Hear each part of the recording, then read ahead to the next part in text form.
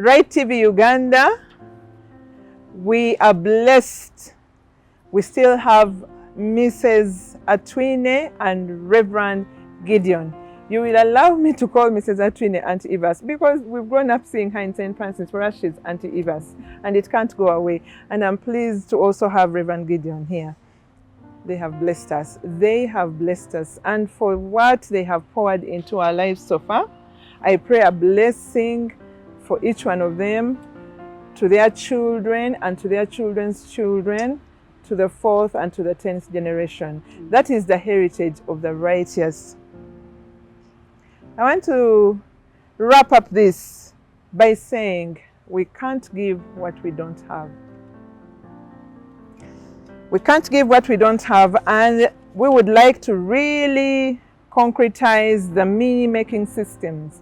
We will actually host Reverend Gideon again to speak a little more about meaning-making systems. I like to learn from the best. And whatever we learn at Rite TV is to make the church more holistic. Auntie Evas and Reverend Gideon are going to speak concretizing hope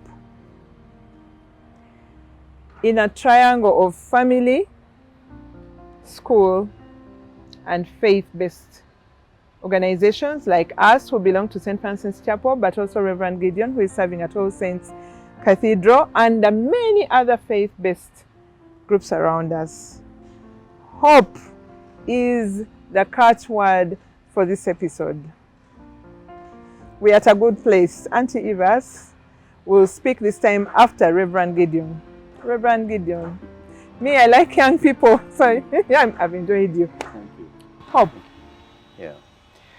I think that, as we had previously said, I think that hope, if it is based on patient endurance, the reason why we are using the word endurance is that it's not easy. It's not easy for people to be patient. First of all, patience is a very rare commodity. It's not easy, but also to be patient with certain aspects, and in particular mental health or the lack thereof. It requires that we have to be patiently enduring. And in those 3 meaning-making systems, I think that hope permeates through in terms of relationships as we endure with one another, as we carry one another's burdens. Paul talks about that in Galatians. Carry one another's burdens. Let's not, so when we're looking for help for our children, we're looking for help for our spouses, we're looking for help. I could be that help and I don't know. And so I need to look for a way to help them. Or how do I find the help that they need if I am not the one? And many times especially we ministers, we like to be superheroes. We want to be the ones that do the help. When in fact we're the ones supposed to equip. We're the ones supposed to equip the saints for the work of ministry, which is this. So what Auntie Evas is doing, I'm blessed that she is doing this and she has a heart for it, and that God has used her in this way. If there are children, if there are young people who are struggling and going through all this pain, my hope I would give them is that it's not over until God says it is, and He is using this pain for the future. There are so many young people, young boys especially, who have come to me and said, because you gave us this testimony, I can no longer think of suicide, or I'm no longer depressed, or I am dealing with it better. Yes, they're having exactly.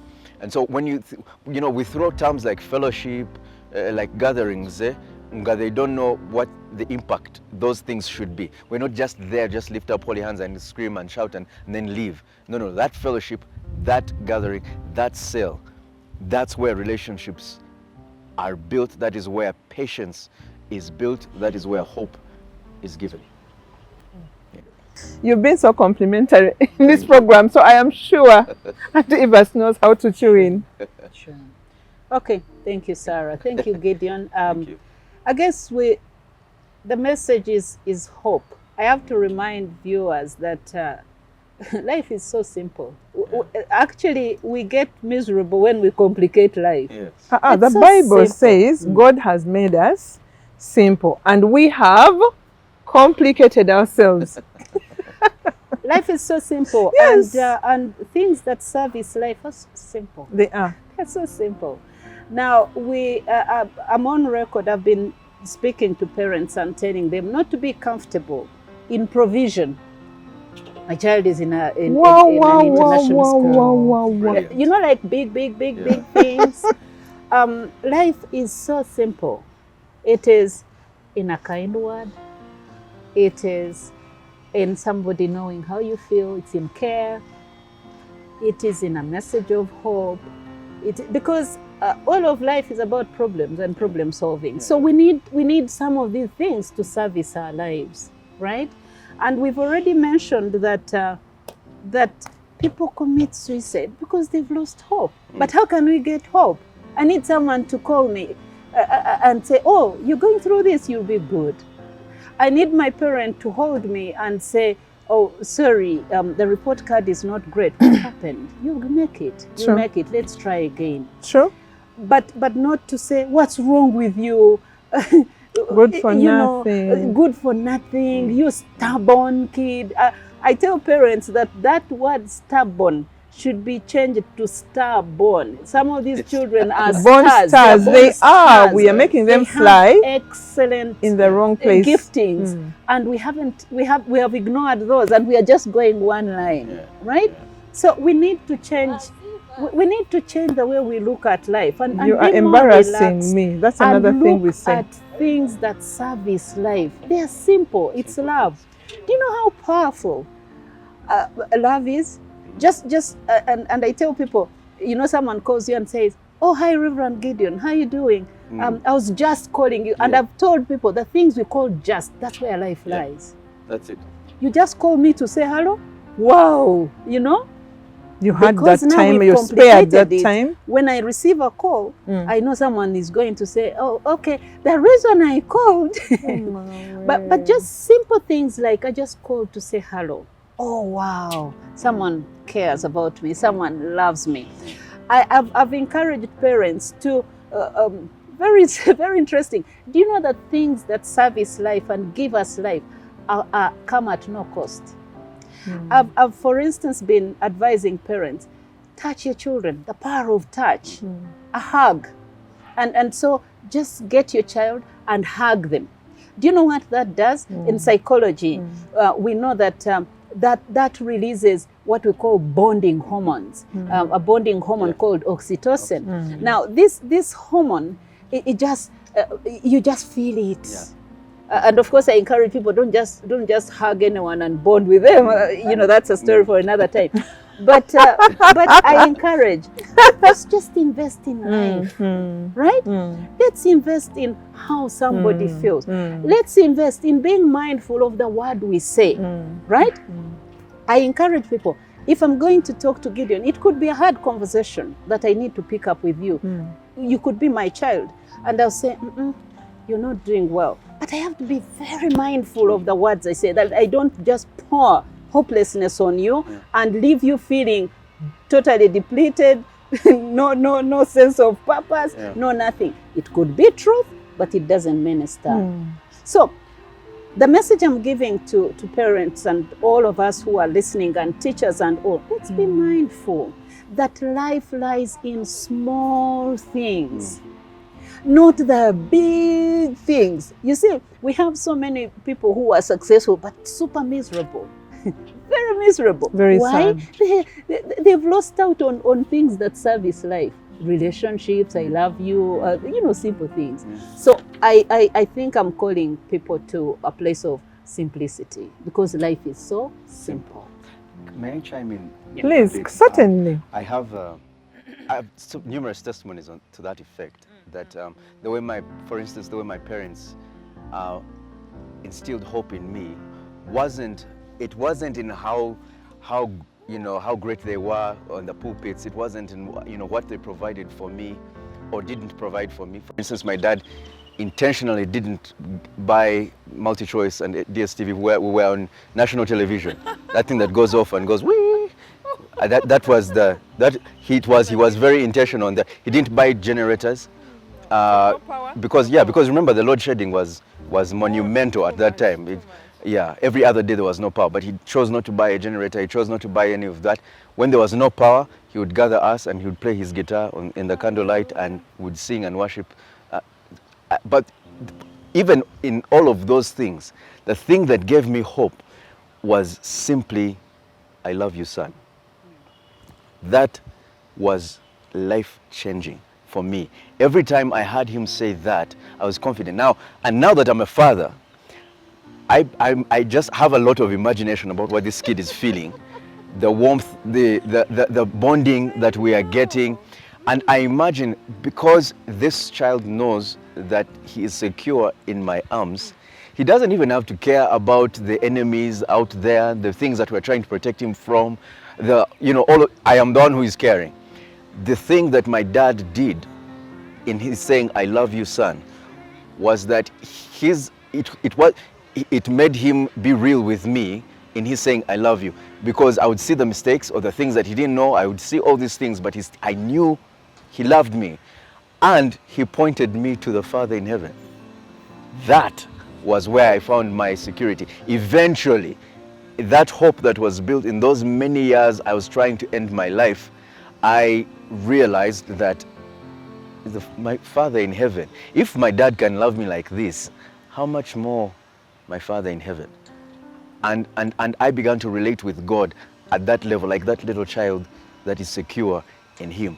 And when you see people who don't know how to relate to God as Father, check their relationship with their dads. That's why you begin to see a lot of spirituality that is unbiblical, because they are unable to relate with God as Father. Can I come in here? Certainly. Yeah. For me, then that means that conversation is cute. Yeah. So what Reverend Gideon is saying exactly ties in with what I said earlier. Just I love you. That's big food. Yeah. The power of love. You see, You have emphasized it. Yeah, I've been helping people understand that going back to what we were talking about, that your body, to be healthy, you have to eat healthy. Yeah. For your emotional health or your mental health you also have to eat healthy. Yes. What do we eat here? We eat love, we eat hope, we eat gratitude, we eat care, we eat forgiveness. So things a million and one times. So we need to pay attention to these. So don't just eat 3 meals here a day and then they say, "Oh, this person is a lot of healthy." Vegetables. Here, we need to be very careful what we are feeding our children on or what we are feeding each other on. And as I talk about this, I just remember like what is happening in marriage. There are people who are in dead marriages, dead. So you're there is no love, there is no hope, no one appreciates you. They're just stuck. So all the whole menu, you have nothing to eat. So the children who are born in that kind of marriage. Exactly. So someone is there hanging in there. Now, my heart always goes out to the men, because some of us women, we know how to fight for that and say, "Do you love me?" Men don't. Right? And because of that, we leave them aside. Yeah. And we think they are men. They are macho. They're men. Now, as a therapist, I'll tell you, there's so many people who are struggling in that area, men who are struggling. And no one knows about even their wives, even society. They are in abusive relationships. They have no one to talk to. And that's where there is a problem. But having said that, let me repeat this, because we are speaking hope to whoever is listening, that it's never too late to do the right thing. No. Start today. You want to care today. You want to speak a word of hope to someone, do it today, because it's never too late to do the right thing, and it's never too late. Love is never too late. Care is never too late. And ultimately, it's never too late to do the right thing. So I want to encourage us, because, you know, when we give all this information, statistics and all, people are bound to, they are likely to feel hopeless. No, start today. Start today. It's like if you were on a wrong path, and they say, no, you're going a wrong direction, and then you say, I'll continue. No, turn, because that's the whole essence of this conversation. Just make sure you do the right thing. Encourage your children, encourage your partner. Just a little encouragement. You know how much encouragement, how much it does in our lives? It gives us life. It gives us life. So let's invest in these life-giving elements that we have ignored for a long time, and we have fed the body, and we are all, you know. But let's invest in invisible health that we are talking about, because this is, we are serviced from within. We draw life from within. So what are we feeding on? What are we, I encourage, I tell people, please hold your hands, Now we see, for instance, people holding hands and say, those things are for bazungu, you know, that kind of thing. But do you know how powerful that is? You're a couple and you hold hands, you touch, the power of touch. And then we say, me, I'm a Michiga, I can't do that. No, you know, that kind of thing. So we get so dismissive on life-giving elements or food for our emotional mental health. So we need to invest in that. And I want to encourage you once again, let's start today. Let's start today, having known that we need to do that. Maybe thirdly or lastly for me, I really want to encourage families to be on the lookout. Let's not take things for granted because your family has food to eat, then you think everyone is okay. No. Let's check. Let's check how please provide an opportunity where your children can talk to you and tell you how they feel. Family. Right? Because if they get battered at school, they need to have a home. You know? We've had experiences where our children are really depleted from school. The teachers are laboring them. Everyone is telling them where the world beats them. Let them find hope at home. So because I'm a youth pastor, I have interacted with many young people, especially those who have issues with their family. So you get to see complaints from, you know, the parents, the big church we call it, and then how the youth are not involved in our programs. Their youth are not. I'm like, this is a reflection of what's happening at home. That's true. So usually, church, I think it was Vodi Bokam who said that the problem with children right now is that parents are giving the church the job they are supposed to be doing. That's true. We are just supposed to be coordinating that and saying, let's celebrate together this faith that you know. And so that has been the biggest problem. Now, I have put it to a test. Many teenagers, I keep asking them, how many of you can say I love you to your fathers? And you can hear a resounding exclamation, I cannot. Fathers are providing. But the fathers are providing, they are giving them school fees, they are giving these things. Don't be comfortable about provision as a parent. Exactly. That one I'll never forget it. But the kids can never, they would come to me and say, my parents don't understand me and they're having issues and they're dealing with depression, they're dealing with suicidal thoughts and they don't know, but they have never ever said, I love you to the father, because the father has never ever said it to them.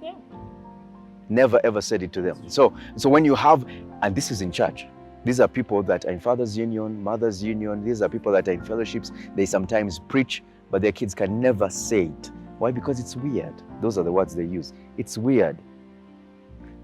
So I thought it was normal until I went to school and I would tell by people that I love my dad, and they was like, oh, you tell your dad you love him. You guys are like bazungu. That tells you exactly what has been informing their systems, what has been informing their things. So if a thing as simple as I love you, that is life-giving, cannot be given to these children, the cycle will continue if it is not broken. The cycle will continue. So many empty people. Yeah. People are empty.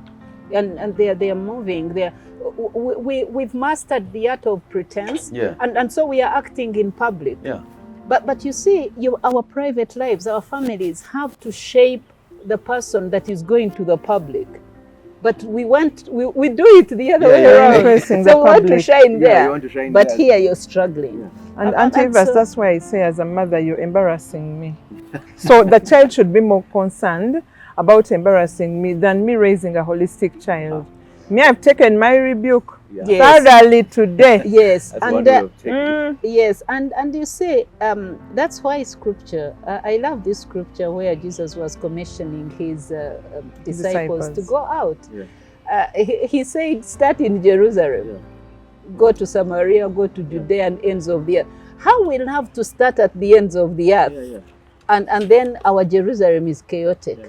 So we love to shine out there and to pretend all is going well. But then here we have depressed children, depressed spouse, depressed everyone, because there's no life.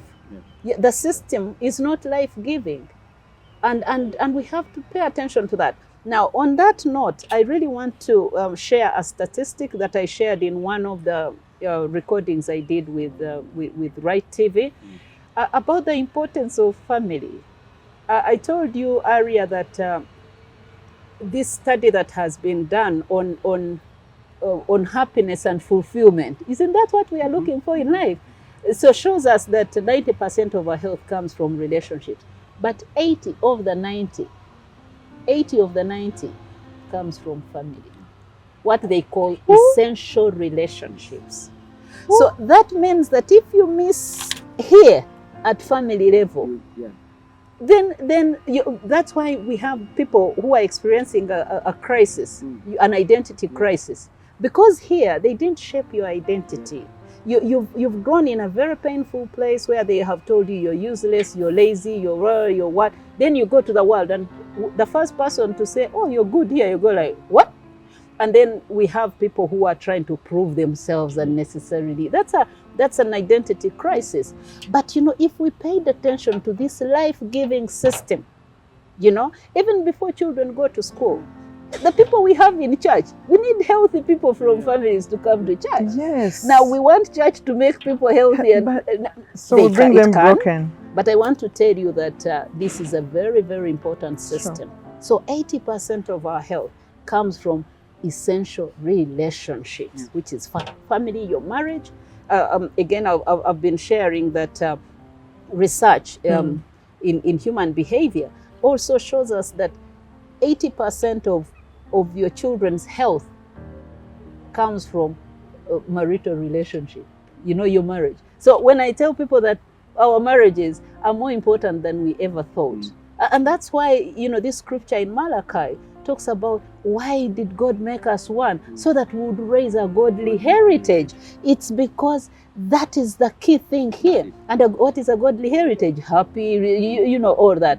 Now, this is what we are talking about here. So let's try to be deliberate, and it is possible. It is absolutely possible. Is love very expensive? No. Is a touch very expensive? No. Is a hug? How much does a hug cost? Nothing. Is a word of encouragement? Is a message of hope? How much is it? Nothing. So we go like, oh, I'll buy you a phone of 2 million. No, buy that, but let it be building on a relationship. Yeah. Materialism has destroyed us and has destroyed families, because now we have parents who think that they will show love by the things that they give and buy for you. Yeah. So here's the thing. What we are discussing is the antithesis of suicide. We are dealing with things that are not. We are attacking the ideals that lead to suicide.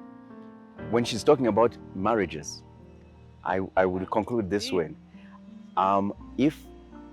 If you don't know who you are, if you're in an identity crisis, how then are you going to accept someone to love you? What are they loving? Because most times in an identity crisis, we have people who are looking for, they're looking for the things they do, the things that they are about, not who they really are. And the identity is about belonging. It's about who do they belong to. If the families from which they come do not give them that sense of identity, they'll try to look for it in the things they do, in the things they are trying to achieve. And so you will say, I love, you'll hear young people now romantically saying, I love them because they do this for me, they do the other for me, when that's not who they are. Because that thing can change. And then you have broken homes because that has changed.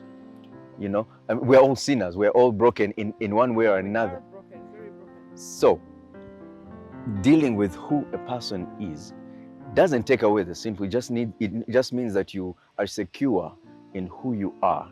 And so when someone says, I love you, they know who you are, or at least they should. And when you say, I love you, you should be knowing who that person is in order for them to experience your love without the extra things they get to do. That's the commitment that we need to see. When we began, I asked Auntie Evers and Reverend Gideon how they felt. I do that a lot in counseling. Usually I will start there. I will usually start there. I want the person to feel their gut. Because when negative things happen to us and we don't have the right to express ourselves, we swallow through the throat and it settles in the gut. So over time, your gut feeling is a thermometer for how much you have swallowed. And even the suicidal thoughts actually will sit themselves in your gut. When I was asking them, I was also asking you out there, how do you feel? Now, the first answers we give usually are not 100% accurate. They are the surface answers. And when it's asked the second time, you begin to think and actually begin to feel. When it's asked the third and the fourth time, the client even sits back in the chair in order to be able to have a better feeling of their gut. And usually if there is pain, they begin to get in touch with the pain. They begin to get in touch with the distortion. They begin to get in touch with the overwhelming negativity that has been forced down their throat. Gideon was young. He was about 6. Something had happened at home. He had swallowed it, and it was in his gut. And it kept on and kept on and kept on. What are we saying in this session? Let's go back to self-awareness. Who am I and what's happening today? Am I contemplating leaving my husband of 17 years? Why? What's causing the pain? We can't give what we don't have. Family, school, faith, each of us falls somewhere there. I thank God that we have help, we have therapy, we have a listening ear at one of these spots. This program has been amazing. Reverend Gideon is a son of a bishop. I am glad I've listened to him so many times. When he's going to preach, I will pay attention. But it is very encouraging to hear a son say he found meaning in the authenticity of his father's life. That what his father preached on the pulpit, he lived it at home. I insist we can't give what we don't have. And I'm saying it because Auntie Evers will give up a wrap-up sentence. Reverend Gideon will give up a wrap-up sentence, and it is in the area of what I can't get at home, can we get it at church? What I can't get at church, can we, the schools, offer it? I'm a teacher and I'm rebuking myself. I need to give more hugs, more, we can do it, let's try again, than, but you child, where do you come from? Imagine you're even a bishop's son. Do you know what you're doing? You're planting more negative seeds. But I can say, no. Now today you go and rest, go and play football. We'll talk about this tomorrow. So Auntie Evers will be the first to give us her wrap-up sentence. And then Reverend Gideon will give us his wrap-up sentence. But I want you two to know that you have ministered to me. And I'm sure you're ministering to very many out there. Sure. Thank you, Sarah. Let the conversation keep going. Oh, yeah. This is an area we need to talk about a little and a little more. We should. Wrap-up sentence. I'd want to tell people who are listening and watching that there is hope. Again, it's never too late to do the right thing. It's never too late. Some of these things are timeless. It's never too late to love. Timeless, It's never timeless, too timeless. late to show care. It's never too late to give hope. It's never too late to be life-giving. We only need to be intentional. How many sentences are those? We just need to be intentional. We would keep you for the next whole day. Right? We need to be If we could. intentional. And for me, I think intentionality is everything. But intentionality as a therapist, we know that it comes from a place of understanding. And that's why we spent so much time giving all this information about this is what people need. This is what a life-giving relationship looks like. There is food for our emotional health. So when people know, let's do it more intentionally. And before we know, we have healthy families, healthy children, healthy marriages, healthy everything, because life lies in simplicity. Fantastic. We could have you for another day.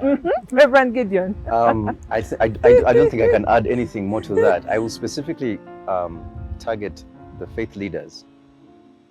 They are very influential in families. And I think that healing and deliverance has been relegated to a lot of theatrics when this is it. Families need healing. Homes need healing.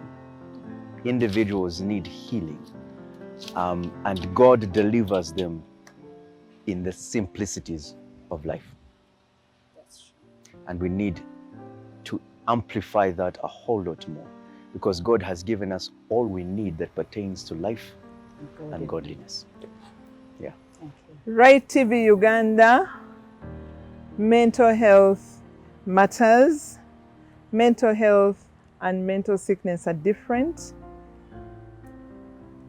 In my perception, they have touched the surface. And at Rite TV Uganda, we are going to have them again. The next time we will do family, and then the next time we will do school, and the next time we will do faith. It will be Auntie Evas and Reverend Gideon. I feel like they've been chosen for this particular season and maybe this month. In their busy schedules, you can imagine their calendars are, But at Rite TV Uganda, I know that God will bring them back very soon. We want to appreciate you. I will say it again. May you be blessed. May your children be blessed to the 10th generation. Amen. Reverend Gideon, you're already in the right arrow. You're not a first generation Christian, but still may the blessing flow uninterrupted into generations after you. Rite TV Uganda available on all social media platforms. The catchword is Rite TV, R-I-T-E, Rite TV Uganda. And this particular interesting conversation is under mental health. God bless you.